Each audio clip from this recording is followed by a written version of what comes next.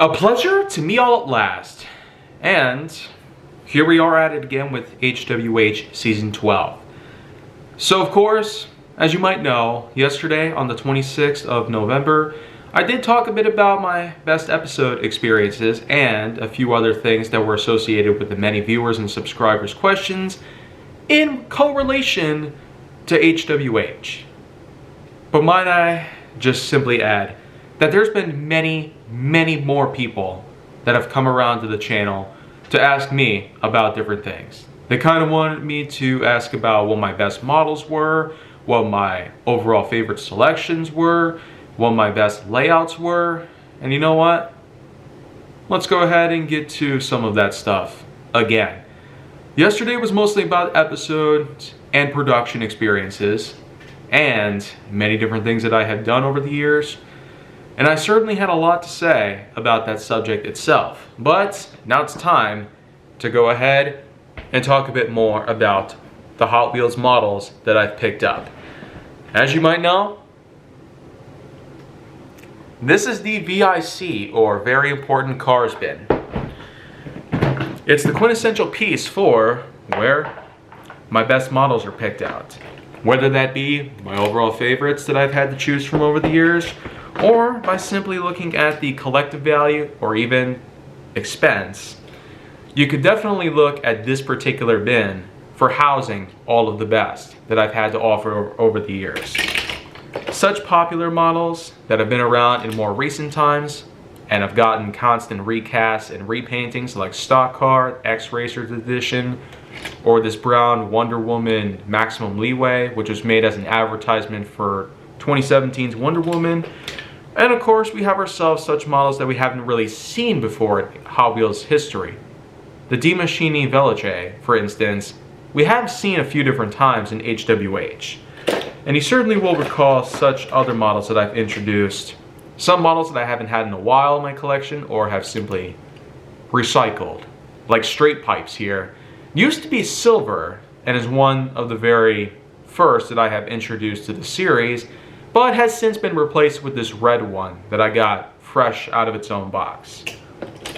And of course with various other models that are of the more common variety, common realistic pieces like this Honda Civic Type R, or even the inclusion of this Proton Saga, which is a more recent addition to Hot Wheels that we've gotten here in 2024, or when of course we're talking about certain media. This is Power Rocket, part of the Super Chrome series, and this Yellow Vulture, both of which were, in fact, from Highway 35 World Race. A 2003 CGI film, starring many different actors over the years. Then of course, we certainly can't forget about more recent inclusions that I've made. Ravager ST and the Chevrolet Silverado EV RST, which you might remember in a recent episode that I made, which was centered around a Track Builder Unlimited Stunt Kit box. A 4-lane raceway, pretty much. But, apart from all the explanations that I've had to do here, 3 going on 4 minutes worth of talk, let's just get to the main context of the episode itself, and the title that suggests what it's going to be about. Well, if I had to pick my favorite models, it'd be a bit of a tough call. There's just so many good ones to choose from. I do have Diesel Duty, which is a unique modified pickup variation derived from the likes of the Exterminators, pest control basically, as this one in particular is in fact decorated with pest control liveries, and with the usage of pipes on the side and a small tail fin that runs toward the back. It makes for a unique, customized piece that sure is probably a lot better and hotter than most pickups of today. Yet at the same time, like I've said, Silverado EV RST is considered a hot set of wheels by Mattel.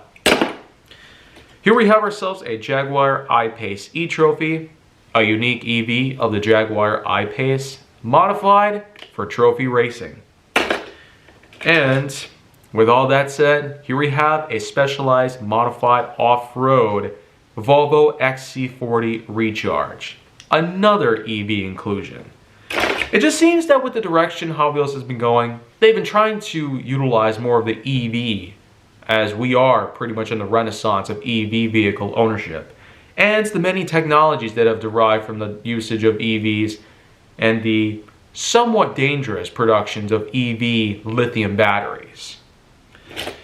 But then of course come more unique pieces, ones that many people haven't really heard of before, like Geronimo, for instance. Or have you ever had a chance to own yourself this nice Rip Rod? But I will say that some of my best favorites would have to come from many long-term memories. RD09, which was in fact Galorum's own ride from Hot Wheels Acceleracers in 2005, was one unique piece that would certainly go toward my ultimate favorites of all time. Zenderfact 4 is a bit of an underdog and the 4th generation of the Zenderfact series, which wasn't that big as this model. 1, 2, and 3 for some reason just haven't really been around as often. Then of course we have more long-term owned parts, such as when I talked a bit about Street Pipes. Another model that I've owned for a pretty long time is Ultra Rage. Yeah, 15 years and I still own this piece.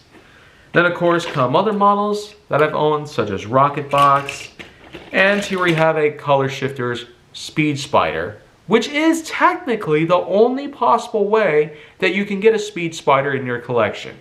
Yeah, you gotta go to the Color Shifters model to see it, as this was exclusive to that. But here we have ourselves Muscle Speeder, which was a 2015 edition and part of the Track Star series. Although, not all occasions where Muscle Speeder has featured in over the years when it comes to YouTube or whatnot, does it ever show or prove that it actually is a Track Stars model. Yeah, that's the thing about Mattel. They do sometimes have their models advertised as great for track or track stars or whatnot, but sometimes that ain't the case. Here's another older model that I have here, Open Roadster, copyright 2001, something that we have had for a pretty long time just as well, though not 22 years. I only bought this model back in 2018. But we certainly don't want to go further without talking a bit about the reintroduction of certain long-term models, such as the Nissan Z. Fairlady Z, 370Z, whatever which you want to call it, this 2022 entry known as Nissan Z Proto is in fact a showcasing of the prototype of the new 2023 Nissan Z Roadster. This was a unique reintroduction that Nissan decided to put together for us for 2023. But here we have ourselves Alpha Pursuit, a unique catering to what kind of PD vehicles that Mattel could put together. And while there have been a prior history of certain other models getting their own police liveries, having an official model that does bear its own title in correlation to pursuits and law enforcement does have its own title worth putting together. But then we could also talk a bit about how this vehicle might as well just be Transformers Bumblebee. Hammerhead, to be exact, is what the name of the model is, but I can't quite help but picture Bumblebee in this instance. Likewise, here we have ourselves Surf Duty, which might as well be like the many other pickup models that are out there. Fantasy, of course. You have Diesel Duty, you have Too Tough, and then of course, there's Off Duty as well. This has been the more quintessential piece of what Mattel's design process for pickup inspired models out there are pretty much like. And by looking at the front of Surf Duty, it might as well just be a Ram, by all means. While Mattel is not exactly the ultimate pro, and when it comes to putting together original designs, we could also say that exclusivity has its own mark in Hot Wheels history. Shark Hammer 2.0, the second generation of Shark Hammer, is exclusive to the ID series. And the fact that I was able to get a hold of this, as well as a few others, goes to show that we do have lots to look forward to. Maybe Mattel could introduce something like ID in the future and have even more exclusive pieces here and there. That is how we were able to get another locomotive-inspired car called West Coast Flyer, as well as the third generation of Highway Hauler in effect. But this is, of course, an exclusive series with an exclusive model that happens to be the second generation of the famous shark hammer, which I've had over the years. But we certainly don't want to go very far without also mentioning that certain models bear various characteristics. X-Racers, for instance, is the unique clear see-through plastic, or transparent if you want to call it that way. Draftinator, as you can see here, is a unique transparent neon orange with certain accenting around there, including ruin-like symbols, as well as the number 2, painted on the top as well as the sides in their own unique number 2 decals. A small simplified grille and a small simplified spoiler on the rear do allow for this vehicle to be a notable piece when it comes to HWH material. And of course, one of the biggest things that we got to realize is the inclusions of both realistic and fantasy models. Here we have the Subaru STI and the Citroën C4 Rally. Yeah. And over here, we got Electrac and Forward Speed. So in terms of trying to figure out which is better, it's a bit hard for me to put together, although I will say that the Subaru STI is one great example of a realistic model despite not being a great performer on the track, and Forward Speed, likewise, has its own unique way of making it into my collection, not just for the color scheme, and it's also not just for the fact that it's one of the rare instances in which that I get a treasure hunt model in my collection, as this did in fact feature the Circle Flame logo. This particular model, while being first introduced by Mattel in 2012, was in fact a 2015 recast in which they did in fact put together a unique cyan, white, purple, and yellow color scheme with some accents here and there and details. But this Forward Speed, of course, does also feature the unique Circle Flame logo, signifying that it's part of the Treasure Hunt series that Mattel had been doing, especially between 2013 and 2017. And while it's not really as big of a thing today, it certainly has left a mark on a majority of collectors, because the value of them can be pretty high, especially if you get the super treasure hunts, which do have a utilized realistic function to them, especially on the realistic models. Dodge Charger, Ford Mustang, and whatnot.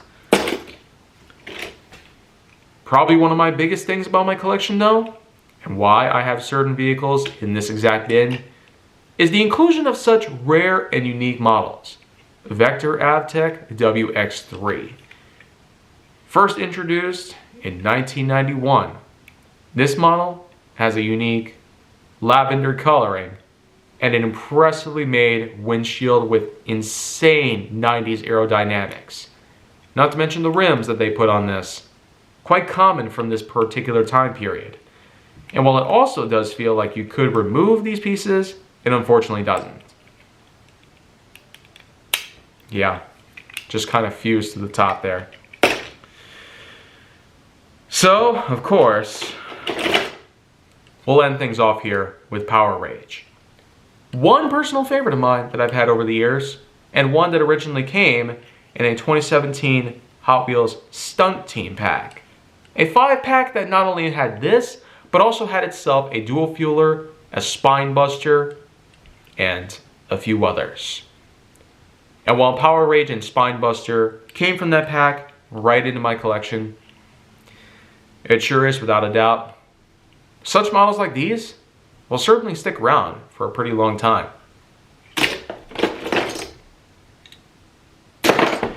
And with many other different models to choose from, I will say, this was quite a subject worth talking about. A definitive answer would be hard to tell. In terms of the question that people have wanting me to answer as to what my favorite model is, what models in particular are the best, and which perform the best on the track. Well, results may vary depending on what model and what track you put together, and in terms of my favorites, there's too many to choose from. I can't quite give you a clear-sighted answer as to what it is. There can never be a true single favorite of mine, as I always love my collection for what it is. Even if vehicles are not part of the VIC bin that I have here, that's a lot of models worth working on. And such models that I have, old, new, red, yellow, large, small, good for track, not good for track, realistic, or even fantasy. The many creations that Mattel has made over the years sure prove to us Hot Wheels is the source of unproportionate imagination, uncontested by whatever logic or means that you attempt to put to it. Because that is the way of Hot Wheels itself. And with many models to choose from, many models that you could spend your money on, usually for $1, it goes without saying that you have a lot to think about. So, I suppose with that in mind, I hope this does answer a lot of questions that people have had. And more so, the fact that I've had to talk about my episode productions, my models, my collection as a whole. I hope this does lay a lot of things to rest. But I will be back tomorrow on the 28th and probably follow up on the 29th as well with a unique piece for the final ever leg of season 12 of HWH. And until all that happens, make sure to like, subscribe, comment, follow me wherever you can find me, and stay on the Hollywood side for more.